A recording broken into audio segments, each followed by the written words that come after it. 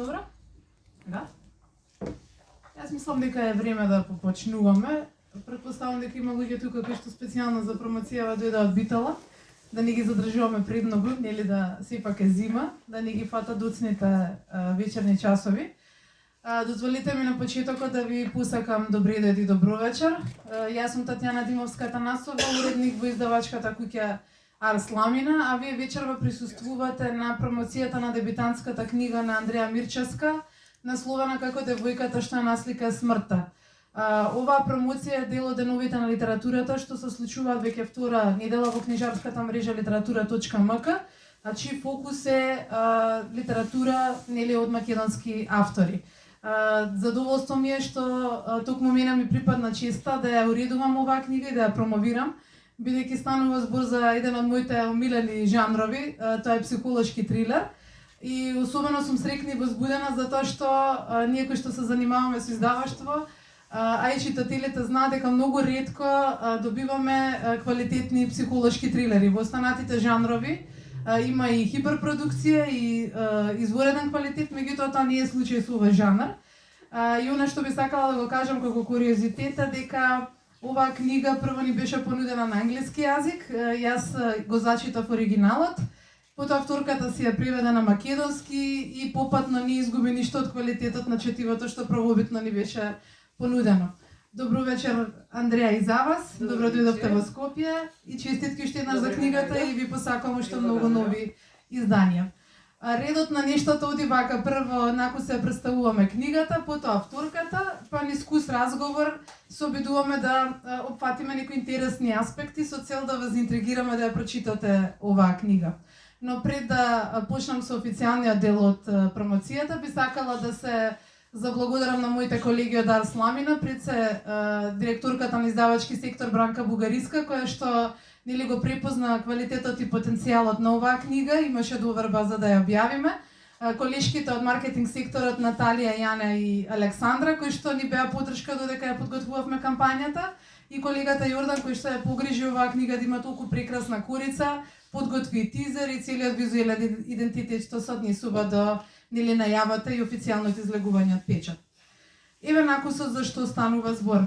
Девојката што ја наслика смртта, како што споменав, е дебитантски роман на авторката Андреја Мирчевска. Станува збор за психолошки трилер со примеси на романса, мистерија и драма. Еве приказната накусот. 19-годишната Јулија го напушта родниот Охрид и заминува на студии за Академијата за уметности во Загреб. Незината цимерка Филипа ја пријавува да учествува на изложба на нови млади таленти, односно сликари, каде што го запознава студентот по архитектура Адам.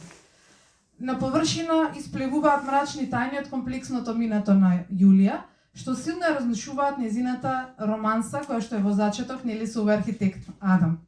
Предавства, сексуално малтретирање, убиства, нарушено ментално здравје, загуби се само серијата од нели духовите од минатото кои што ја прогонуваат Јулија. Ова се само дел од предизвиците со кои што таа треба да се соочи, но не само таа, туку и останатите ликови во овој роман. Ќе успее ли таа да ги собере одново, да ги состави скршените делови од незиното минато, од себе и од своите блиски, и да се избори за љубовта на својот живот е првото прашање што се наметнува пред читателите.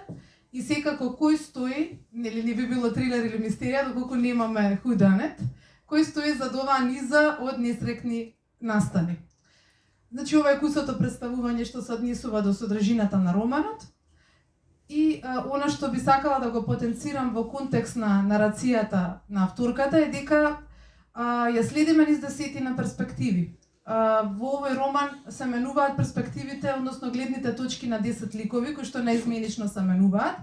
И токму кога ќе помислиме дека сме стигнале до врвот на лагите и на скриените тајни, мислејќи дека конечно како читатели или како трилерџи сме насетиле логична разрешница, авторката прави неверојатни пресврти, мудро повлекувајќи на да се искачуваме повисоко или да копаме подлабоко, сеедно.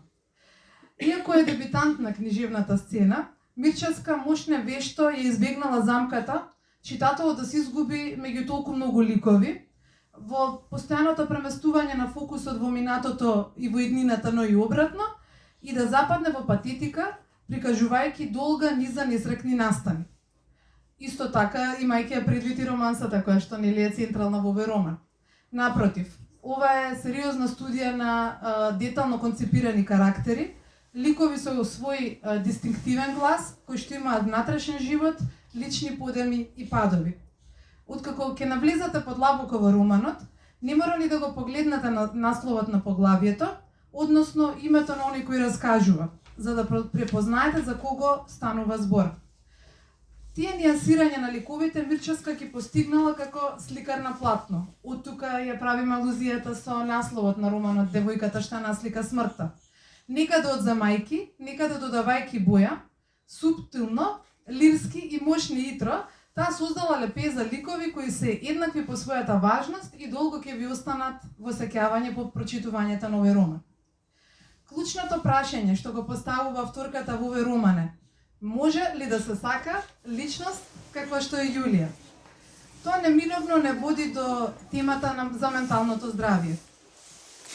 Речиси сите ликови во романот имаат преживеано некаква травма. Било да станува збор за загуба, сексуално малтретирање, психолошка или емоционална манипулација. Мирчевска мощно вешто ги идентификува факторите што ги контролираат ликовите, нивните наративи и нивното поведение. И речиси во сите случаи станува збор за стекнување мок на другиот, притоа раскажувајќи ги перспективите на двете страни од матрицата на мокта, на манипулаторот и на починетиот, односно на жртвата. Читањето на овој роман е како лудо возење по шини. Кога најмалку очекувате, возот излегува од шините, се превртува и некако чудесно повторно се враќа во колосек. Тоа е возбудливо, непредвидливо и незаборавно возење. Онако какво што може да смислат само големите мајстори на жанрот психолошки трилер, но и на пишувањето воопшто. Крајното одредиште на оваа напната авантура возење е сознанието дека сите имаме лузни, болки, внатрешни демони и превирања. Ако нашето тело и душа се сликарски платна, нечии бои се светли, нечии бои се темни, но тоа не прави помалку вредни за сакање и за прифаќање. Тоа е онаа порака која што јас би сакала да ја принесам како некој што имаше можност веќе да го прочита и да го редува овој роман. До крајните читатели, вие самите ќе си ги откриете своите пораки на кој начин романот ќе комуницира со вас. Пред да поразговараме со Андреја за романот, би сакала накусо да ја представам. Таа е доктор, значи ни доаѓа од медицинската фела со голема пасија за раскажување. Иако со заднина во медицината, незината љубов кон пишаниот збор е водечка сила во незиниот живот. Како ненаситен читател, таа црпи инспирација од различните светови и ликови кои се наоѓаат меѓу страниците на незините омилени книги. Или пак обкружувањето во Битола, кое што, како што спомена во интервјуто кое денес го објавивме на нашиот блог, исто така може да биде особено инспиративно за пишување на психолошки трилери и мистерии. Кога не е задлабочена во медицината и во некоја добра книга, таа сака да патува, бидејќи овие авантури ја потекнуваат незината креативност и даваат свежи перспективи и дополнителна инспирација за пишување. Сега, Андреја, дојдовме до моите прашања, но пред да почнеме, дали би сакала ве ништо на почеток да кажеш, пред да почнеме со официјалниот дел? Прво да ви се заблагодарам на сите што дојдовте, и да ти се заблагодарам тебе, Тања, и на цело Арсламина, што верувавте во мојата книга и што ја доведовте до реалност.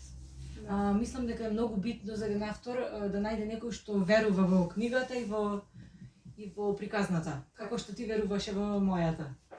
Мислам, јас и Тања разговаравме по телефон за книгата, откако ја прочита, многу долго, ја разголбувавме нејзините впечатоци и мислам, тоа е гордост на еден автор, да има некој позади себе што така би ја примил книгата, како што ти ја прими. Благодарам, ми беше задоволство. Да. Благодарам.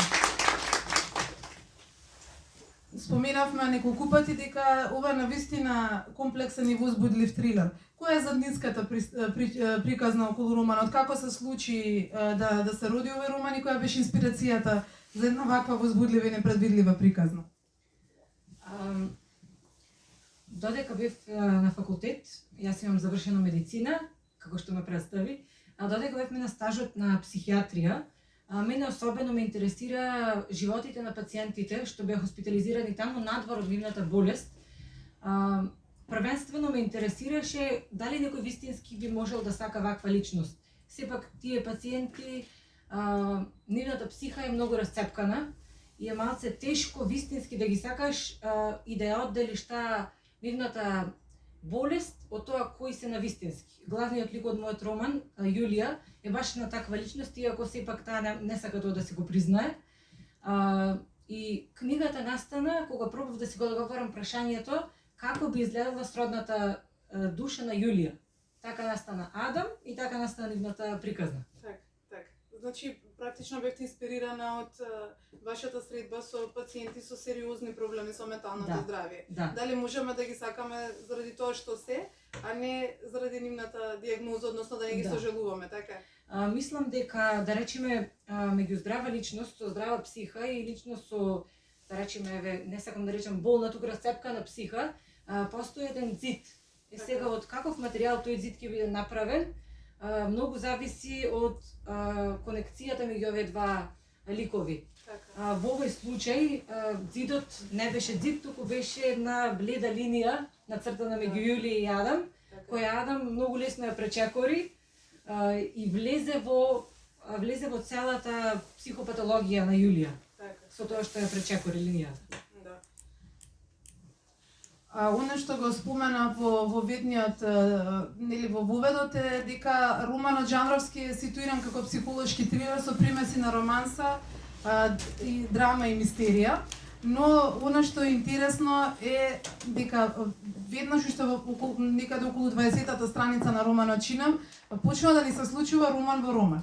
Мене всушност тоа беше на првото што ме повлече силно, затоа што кога најмалку очекувате дека романот ќе тече праволиниски, што е нешто што е класика во книжевноста, односно во фикцијата, а менувањето на перспективи исто така е веќе позната наративна постапка кај авторите на овој жанр, одеднаш ви се случува роман во роман, односно делот каде што нели Јулија почнува да добива мистериозни писма. Ме интересира од каде идејата за оваа многу итра и мудра стратегија за повлекување на читателот, сега во сосема други сфери кои што уште повеќе ги комплицираат исходот, односно одговорот на прашањето кој стои сега зад проблемите кои што почнуваат да се случуваат во животот на Јулија. Сакав да направам еден микс помеѓу болеста на Јулија и мистеријата со тоа што се случува со писмата. Затоа што е многу тешко да се, не сакам да откривам приказната. Не правиме спойлер. Во однос на тоа кој ги пишува писмата, затоа што нашата психа е многу комплексна, исто како што е мистеријата комплексна на романот. И баш сакав да биде малце, да речеме, закопана мистеријата во однос на тоа кој ги напишал писмата. И сега споменавме дека романот иницијално е напишан на англиски, го преведовте сама и правејќи ја споредбата меѓу англиската и македонската верзија забележав дека навистина не губи во својот квалитет, бидејќи ние како професионалци во оваа работа многу често знаеме нели да ги пофатиме тие нијанси каде што преводот или е буквален или речениците немаат некој логичен редослед, има реченични инверзии и така натаму, тоа верзирани читатели не мора да се занимаваат со ова, туку доволно да се само пасионирани читатели ќе ги забележат тие нијанси. Овде ги немаше. Ме интересира дали исклучиво се подпирате на вашиот талент или пак многу читате книги, особено од овој жанр, па тоа се години нели собирано искуство, импресии, впечатоци пред ете да дојдете до моментот кога сте доволно самоуверени да напишете својата прва приказна. Мислам дека сепак треба да го сакаш жанрот што го пишуваш. Мене психолошките трилери ми се најомилен жанр на книги. Но во однос на инспирацијата за книгата, мислам дека секој од нас, без разлика дали е писател, без разлика која е неговата основна професија, има во себе некоја приказна што само тој може да ја раскаже на начинот на кој ќе биде автентична. Ова беше мојата приказна. Се ќе видиме дали би имало некоја друга што би ме привлекла колку што оваа ме привлече, ама мислам дека секој е способен да напише некоја приказна што ќе резонира со читателите. Ние кои што се занимаваме со книжевност, постапката која што е иманентна за вашето пишување, нарекуваме раскажување во фиоки. Значи, отворате една фиока, отворате втора до половина, па потоа затворате трета, четврта и така натаму. Па во еден момент сме во Загреб, веќе следниот момент сме во Охрид. Прво ја следиме сегашноста на еден лик, па се враќаме во минатото на друг лик.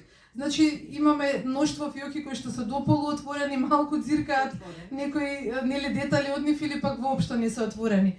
Сега како успеавте да создадете толку комплексна, а во исто време кохерентна приказна?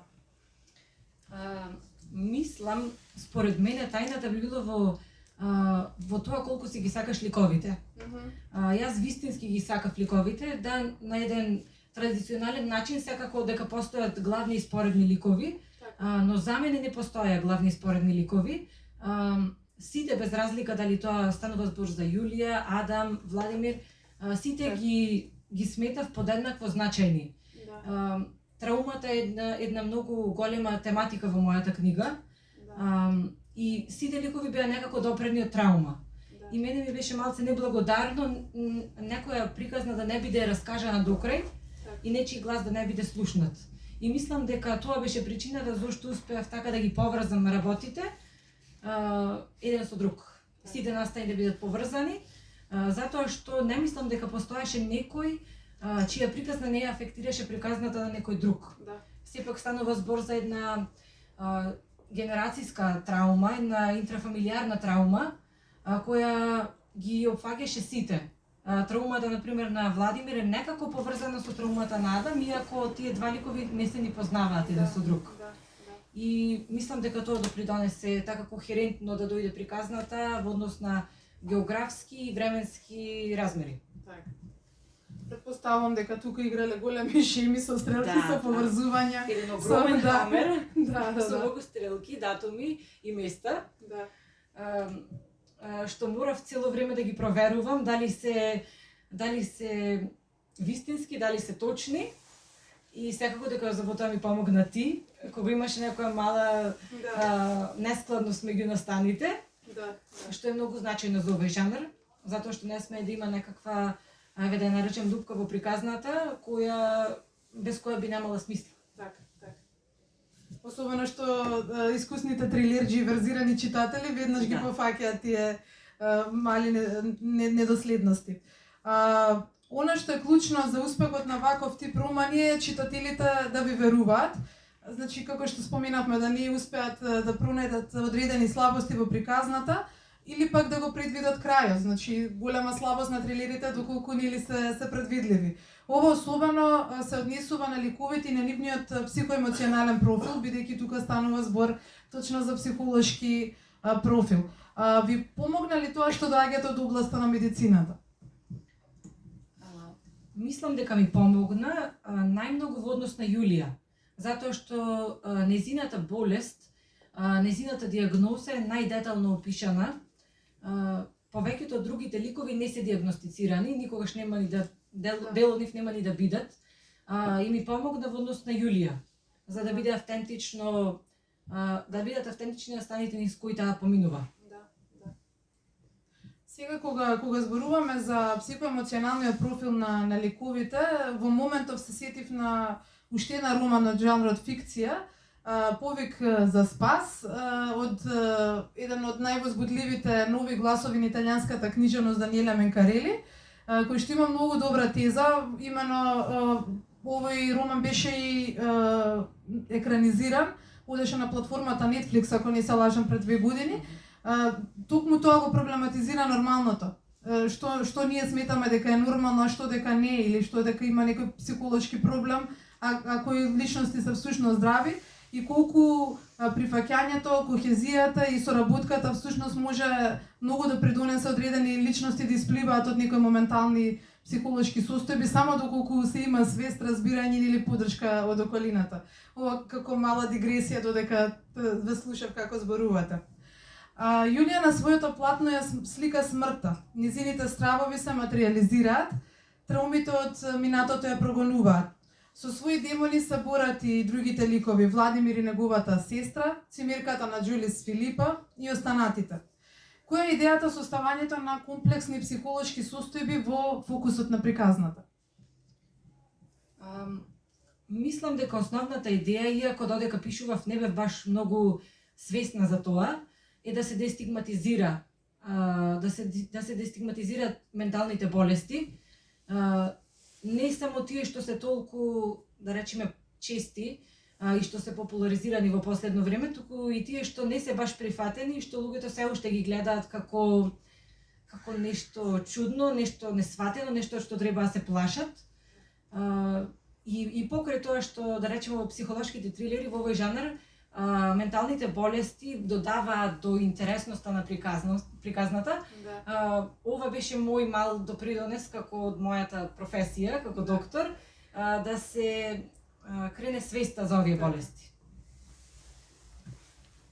Приказната за Јулија, односно девојката што ја наслика смртта, за незината љубов, обидот да си го врати семејството и сите камења на кои попатно ќе се сопне, за начините на кои се кршим и повторно се составуваме, сигурна сум дека никого нема да остави рамнодушен. Пред крајот на официјалниот дел од промоцијата, пишувате ли нешто ново и која е пораката што сакате да пренесете до читателите? Јас цело време пишувам. Кратки приказни, мислам работи што не знам дали би сакала некојаш да ги објавам. Мислам дека секој писател треба да створи дел кој нема да го објави, што е баш само за него, во кој ќе се истражи себе си покрај приказните што сака да ги објави. Едноставно ја чекам приказната која ќе ме натера да ја кажем до крај, како што ова ја ми излезе, затоа што пред неја имаше многу приказни што не ги довршив. А во однос на крајната порака би било одговор на прашањето со кое започнав книгава, дали може да се сака вистински личност со ментална болест. Одговорот е категорично да. Како што кажа ти предходно, да се навратиме на таа метафора во однос на сликањето, да. Сите ние сме слика со различни бои, кои може да бидат темни, може да бидат светли. Боите на Јулија стварно се темни, но сепак и за неја постоеше некој чии бои совршено се вклопуваа. Да. Тоа е крајната порака. Благодарам, би сакала конкретно нашиот разговор само да констатирам дека станува збор за апсолутно филмична книга. Едва чекам некој сценарист или режисер да се заинтересира за книгава и да се обиде да ја филмува, нели, па да ја гледаме на големите екрани, како што е случај впрочем и со сите добри трилери и останати книжевни дела.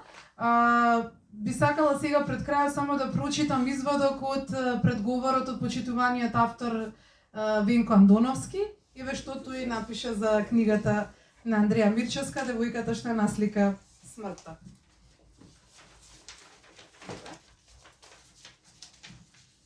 Дело со неколкукратна мистерија, со силен енигматски код. Отворено дело како кај Умберто Еко, кој го вработува читателот да составува мозаик од навидум неповрзани делови од разбиеното огледало на една никогаш здрава психа на хероината. Дело диагноза на еден современ болен свет, кој на прв поглед изгледа здрав и румен, како совршен симулакрум. Свет под кој треба да се загребе добро, за да се види неговото вистинско лице. Свет во кој само внатрешниот човеков глад по вистината може да му помогне да најде смисла во доброто и да се смири, зашто среќата и љубовта се мир. И дело на млада писателка, која веќе суверено владее со модалитетите и скриените мајстории на нарацијата, и затоа запомнете го ова име, Андреја Мирчевска. Ви благодарам на сите.